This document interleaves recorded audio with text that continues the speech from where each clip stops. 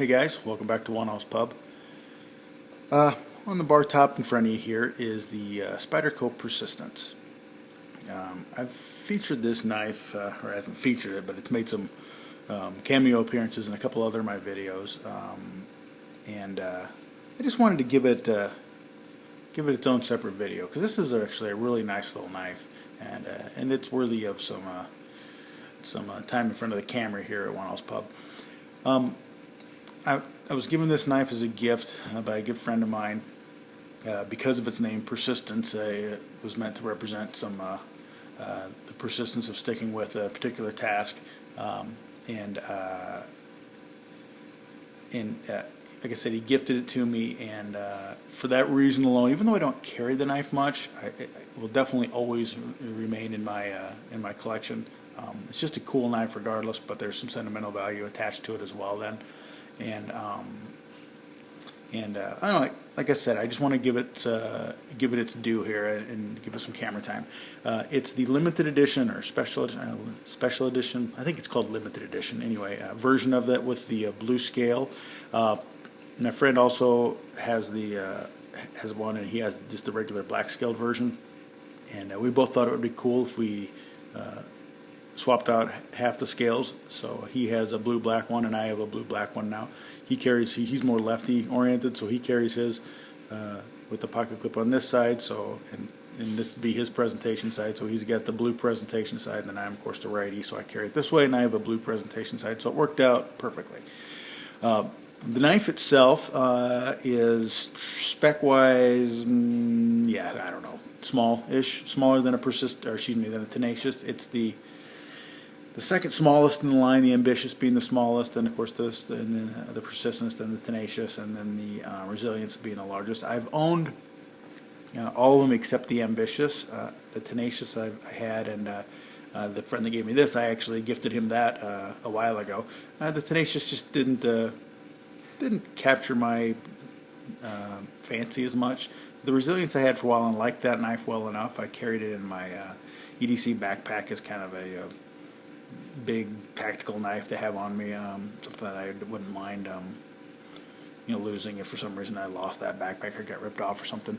I ended up selling it though, and now with the gift of this one, I guess back in November it must have been, so it's been a while. This is my only real copy of the Chinese Spydercos. I'll say that while they are well-built knives, I'm not a particularly big fan of them. I've owned them, and it's not that they're not quality knives. They are. It's just that there's a lot of other knives out there in this price range, and when it comes to Spydercos, I tend to like a little nicer Spyderco all around, or at least favor those. But that said, this is actually a really good knife. The build quality on this particular one is exceptional. Now, that's not always been the case.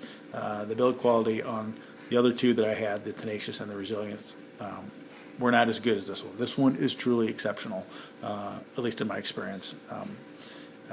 There's virtually no blade play. I mean, I have to muscle a little bit to get just a little bit of wiggle, and I can tighten that out, but it's got such really nice action that I don't mind leaving a little bit of that, on this knife.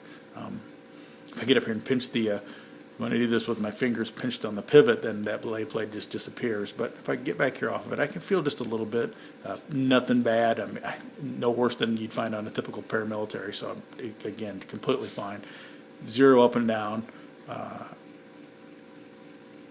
Extremely smooth. I mean, buttery smooth action on this guy. Just kind of action you'd feel on something much more expensive.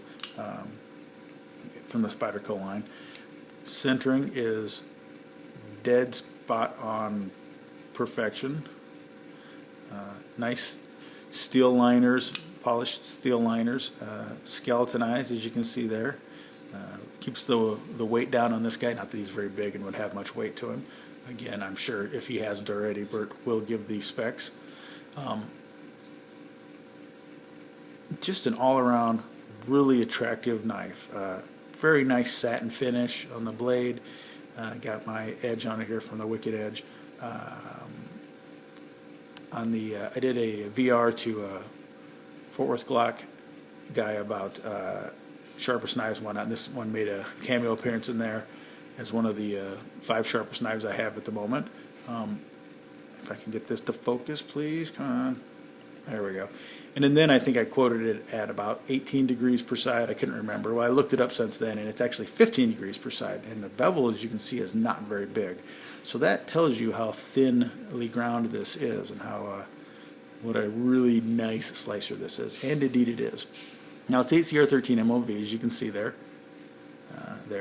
And again, it is China made. But you know, an 8CR is not going to hold its edge really well. It doesn't last forever. But man, does it take an edge. I mean, it takes an edge with like very little time on the sharp maker, on the sharp maker too. But on the wicked edge, you can put just this really nice near mirror polished edge on it. It polishes up really nicely. You can still see a few of the scratch marks in there, but it's in it. And about half the time it takes to do S30V or similar, upper grade super steel type steels. Yeah, and it's not going to hold that edge forever. But boy, you know what? For EDC perspective and for uses, this is a great knife. I mean, this is a great steel. I'm not a steel snob from the perspective that I got to have a super steel or else I'm just not happy with it. It's just I happen to like nicer knives, so they happen to come with nicer steels. But I'm really not going to bag on 8CR. I've had good luck with it. Yes, it does take more sharpening, and you have to stay on it, and it does dull on you faster. But if you're a guy that sharpens knives, big deal. So sharpen your knife. If you're somebody that doesn't know how to sharpen your knife, then this could be an issue. Maybe you want to get something that's really going to hold an edge for a lot longer, so you don't have to pay somebody to sharpen it more often, or you don't have to struggle with trying to keep it sharp when you're not particularly good at that. But if you have a love of sharpening knives and you like to do it and you do it, then again, what's the big deal? Just sharpen it when it comes time. It's no big deal. Ergonomically speaking, very nice. It's a 4-finger knife. We have this nice jimping here on the thumb ramp. Fits in here very well. Really, I should carry this knife more. I just don't.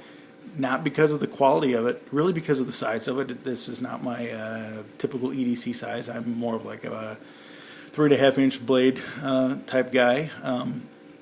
So this is just a bit small for me. But frankly, if I wasn't the kind of guy that just liked a little bit bigger knife, this would definitely make more appearance in my daily rotation because it really fits the hand well. It really is a nice feeling knife. Lockup is very nice.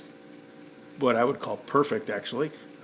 Nice jimping here on the lock bar, on the liner lock. Look at that.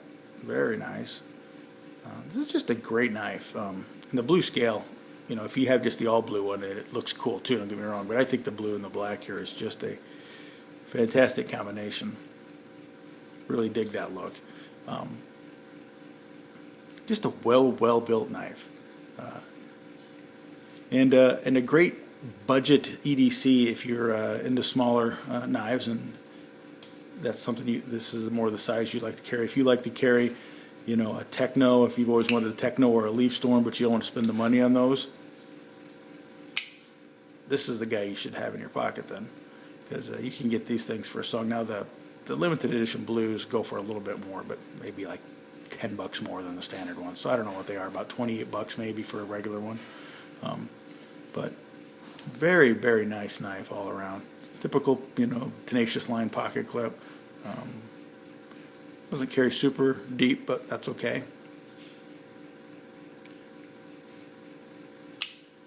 Guys, I'm telling you, if you're in the market for a smaller budget knife, you could do a lot worse than a Spyderco Persistence. All around great knife. And like I said, it has a little bit of sentimental value to me because it came from a good friend on the occasion of a memorable event. So anyway, that's 1 ounce 2 cents, guys. Keep the change. Sláinte.